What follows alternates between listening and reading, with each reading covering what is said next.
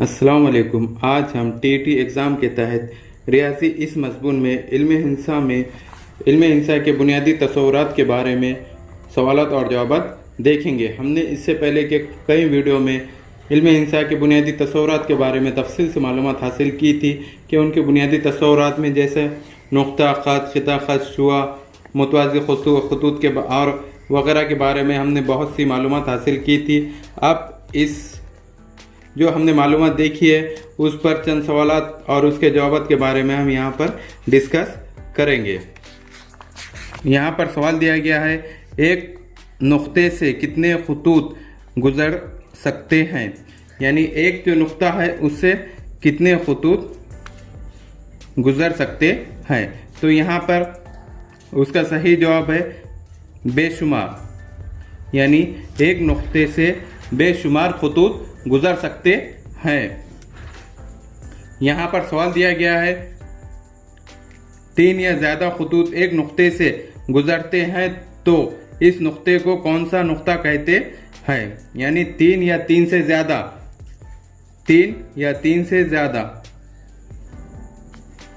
खतूत एक नुक्ते से गुज़रते हैं तो उसको नुक्ता कौन सा नुक्ता कहते हैं, यानी ऐसे नुक्ते को क्या कहते हैं। तो यहाँ पर उसका सही जवाब है नुक्ते तराकीस, यानी ऐसे नुक्ते को नुक्ते तराकीस कहते हैं। यहाँ पर सवाल दिया गया है, 2 मुतफरिक नुकात से कितने ख़त का तयन होता है, यानी 2 मुतफरिक नुकात, यानी ये एक नुक्ता, तो इससे कितने ख़त का तयन होता है, यानी ये हम मिला दिए तो कितने ख़त बन रहे, 1। तो यहाँ पर इसका सही जवाब है 1 ख़त का तयन होता है।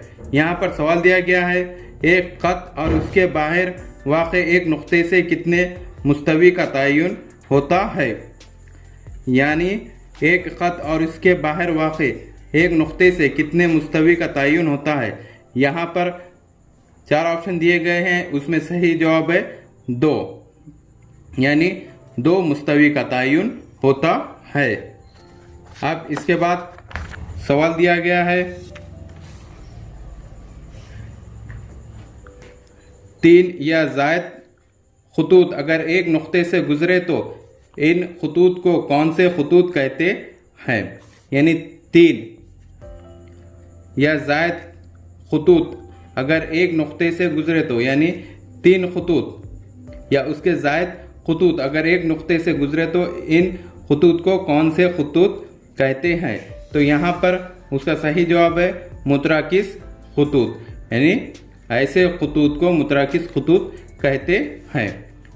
यहाँ पर सवाल दिया गया है, एलम खिता, यहाँ पर ये निशान दिए गए छोटे और बड़े की, आरिस खिते का अल्फाज में कौन से तरीके से लिखेंगे, यानी इधर ये छोटे का निशान है, इधर बड़े का निशान है। तो एलम खिता बड़ा है, आरिस खिते का अल्फाज में कौन से तरीके से लिखेंगे। यहाँ पर सही जवाब है आरिस खिता खत छोटा है एलम खिता खत से, यानी आरिस ये कैसा है, छोटा है, किससे छोटा है, एलएम खिते से। अब यहाँ पर सवाल दिया गया है, 5.5 छोटा है एल खौस में XY खौस 1 को अल्फाज में किस तरह लिखेंगे। यहाँ पर उसका सही जवाब है खिता XY की लंबाई 5.5 से ज़्यादा है, यानी 5.5 ये छोटा है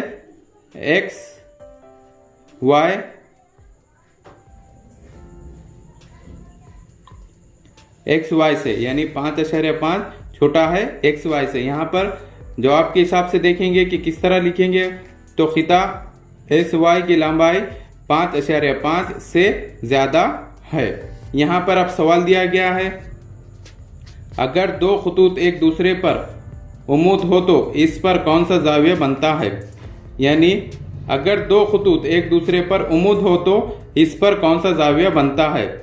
तो यहाँ पर सही जवाब है ज़ाविया क़ाइमा, यानी अगर 2 खतूत एक दूसरे पर उमूद हो तो वहाँ पर वो ज़ाविया क़ाइमा बनाते हैं। ये यहाँ पे अब सवाल दिया गया है, शक्ल का मुशाहिदा करके बताइए कि कौन सा जाविया है। ये यहाँ पे अब ये शक्ल का मुशाहिदा करना है और ये बताना है कि जाविये की जो हमने किस्में देखे थे उसमें से ये कौन सी किस्म है। यानी ये 90 से छोटा भी नहीं है, 90 भी नहीं है और ये 90 से बड़ा है, तो यानी ये जाविया है जाविया मुनफरजा। यानी 90 से बड़े जाविये को जाविया मुनफरजा कहते हैं। यानी शक्ल का मुशाहिदा करके बताइए कि कौन सा जाविया है। तो हमने ये शक्ल के जब मुशाहिदा किए तो हमको ये मालूम हुआ कि ये जाविया 90 से बड़ा है, इसलिए ये जाविया मुनफरजा कहलाता है। अब ये यहाँ पे सवाल दिया गया है, हादा जाविये की पैमाइश कितनी होती है। यानी जो हादा जाविया होता है उसकी पैमाइश कितनी होती है। हमने इससे पहले के वीडियो में इसके बारे में तफसीली तौर पर मालूमात हासिल की थी कि हादा जाविये की पैमाइश 90 से कम होती है। यानी इसका सही जवाब है 90 से कम, यानी हादा जाविये की पैमाइश 90 से कम होती है। अब यहाँ पर सवाल दिया गया है, अगर एक जाविये की पैमाइश 15 हो तो इसका मुतसिला जाविये की पैमाइश कितनी होगी। अगर एक जाविये की पैमाइश 15 है तो इसके मुतसिला जाविये की पैमाइश कितनी होगी। यहाँ पर सही जवाब है 75। कितनी होगी, 75 होगी। यहाँ पर सवाल दिया गया है, अगर एक जाविये की पैमाइश 65 दर्जे हो तो इसका मुकम्मिला जाविये की पैमाइश क्या होगी। यानी अगर एक जाविये की पैमाइश 65 है हो तो इसका मुकम्मिला जाविये की पैमाइश क्या होगी। तो यहाँ पर इसका सही जवाब है 25। यानी मुकम्मिला जाविये की पैमाइश यहाँ पर 25 दर्जे होगी। अब यहाँ पर सवाल दिया गया है, अगर एक जाविये की पैमाइश 15 हो तो इसके मुतम्मिम जाविये कितने दर्जे का होगा। अब अगर एक जाविये की पैमाइश 15 है तो मुतम्मिम जाविये कितने दर्जे का होगा। तो इसका सही जवाब है 165 दर्जे, क्योंकि हम ये दोनों की अगर जमा किए तो ये दोनों का जमा आता है 180 दर्जे। तो अगर एक जाविये की पैमाइश 15 हो तो इसके मुतम्मिम जाविये की पैमाइश 165 दर्जे होगी। अब यहाँ पर सवाल दिया गया है, अगर एक जाविये की पैमाइश 100 दर्जे हो तो इसके मुतम्मिम जाविये की पैमाइश कितनी होगी। यानी एक दर्जे की पैमाइश 100 है तो इसके मुतम्मिम जाविये की पैमाइश 80 होगी, क्योंकि हमने इससे पहले के वीडियो में तफसीली तौर पर देखे थे कि मुतम्मिम जाविये की पैमाइश का मजमुआ 180 दर्जे होता है। यानी 180 दर्जे होता है, यानी 100 में 80 मिलाए तो उनकी जमा 180 आती है। तो मुतम्मिम जाविये की पैमाइश कितनी होगी, तो वो 80 दर्जे होगी। ये यहाँ पर अब सवाल दिया गया है, अगर एक जाविये की पैमाइश 168 हो तो इसके मुतम्मिम जाविये की पैमाइश कितनी होगी। यानी एक जाविये की पैमाइश 168 है तो मुतम्मिम जाविये की पैमाइश कितनी होगी। एक जाविये की पैमाइश 168 दर्जे है तो मुतम्मिम जाविये की पैमाइश 12 दर्जे होगी, क्योंकि हम 168 में 12 मिलाए तो उसका भी जवाब 180 दर्जे आता है। और हमने इससे पहले वीडियो में देखे थे कि मुतम्मिम जाविये की तारीफ में कि ये दोनों की जमा की जाए तो उनका हासिल जवाब 180 आना जरूरी है। अब इसके बाद सवाल दिया गया है, अगर एक जाविये की पैमाइश x 90 माइनस x हो तो इसके मुतम्मिम जाविये की पैमाइश कितनी होगी। अगर एक जाविये की पैमाइश 90 माइनस x यानी 90 तफरीक x हो तो इसके मुतम्मिम जाविये की पैमाइश कितनी होगी। अब यहाँ पर भी 4 ऑप्शन दिए गए हैं जिसमें सही जवाब है 90 जमा x दर्जे होगी। यानी इसको मुतम्मिम जाविया बनने के लिए 90 जमा x दर्जे होगी। अब ये यहाँ पर सवाल दिया गया है, अगर एक जाविये की पैमाइश t दर्जे हो तो इसके मुतम्मिम जाविये की पैमाइश क्या होगी। अगर एक जाविये की पैमाइश t दर्जे है यानी वो t दर्जे है तो उसके मुतम्मिम जाविये की पैमाइश क्या होगी। यहाँ पर इसका सही जवाब है 180 माइनस t दर्जे होगी, यानी 180 माइनस t दर्जे होगी। अब यहाँ पर सवाल दिया गया है, अगर एक जाविये की पैमाइश p दर्जे हो तो इसके मुकम्मिला जाविये की पैमाइश कितनी होगी। अब P दर्जे है तो इसके मुकम्मिला जाविये की पैमाइश क्या होगी। तो यहाँ पर इसका सही जवाब है 90 माइनस P दर्जे होगी, यानी 90 माइनस P दर्जे होगी। यहाँ 180 माइनस T, यहाँ पे T था और मुतम्मिम जाविया जिसकी पैमाइश 180 होती है तो उसका 180 माइनस T दर्जे, और ये मुकम्मिला जाविया यानी 90 दर्जे का होता है। कितने दर्जे का? 90 दर्जे का होता है। तो अगर एक जाविये की पैमाइश P हो तो इसके मुकम्मिला जाविये की पैमाइश 90 माइनस P होगी। अब यहाँ पे आगे सवाल दिया गया है, अगर एक जाविये की पैमाइश 90 माइनस x दर्जे हो तो इसका मुकम्मिला जाविये की पैमाइश कितनी होगी। अगर एक दर्जे की पैमाइश 90 माइनस x दर्जे हो तो इसके मुकम्मिला जाविये की पैमाइश क्या होगी। तो यहाँ पर भी 4 ऑप्शन दिए गए हैं जिसमें सही जवाब है x दर्जे, यानी उसके मुकम्मिला जाविये की पैमाइश x दर्जे होगी। अब ये यहाँ पर सवाल दिया गया है, खत LM मुतवाज़ी है, PQ खत है, खत AB इसका खते तखाते है तो मुतबादिला जावियों की कितनी जोड़ियां होगी। यहाँ पे 2 खत दिए हुए हैं, एक LM, ये LM और एक है PQ है। खत AB इनका खते तखाते हैं, यानी जो AB जो खत है तो ये दोनों को खता कर रहा है तो मुतबादिला जाविये की कितनी जोड़ियां होगी। तो यहाँ पर सही जवाब है 2 जोड़ियां होगी, यानी मुतबादिला जाविये की 2 जोड़ियां होगी।